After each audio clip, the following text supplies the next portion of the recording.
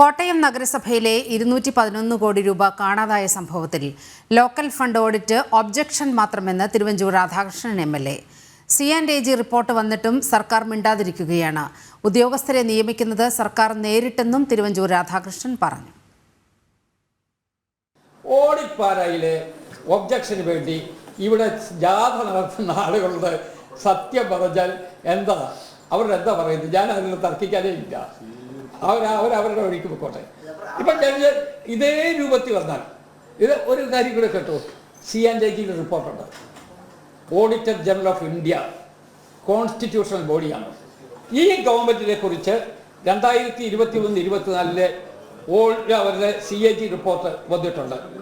ആ റിപ്പോർട്ടിനകത്തെ ചില ഭാഗങ്ങളാണ് നിയമസഭയിൽ വന്നത്, ചില ഭാഗങ്ങളാണ് പൊതുസമൂഹത്തിൽ ചർച്ചയിൽ വന്നത്.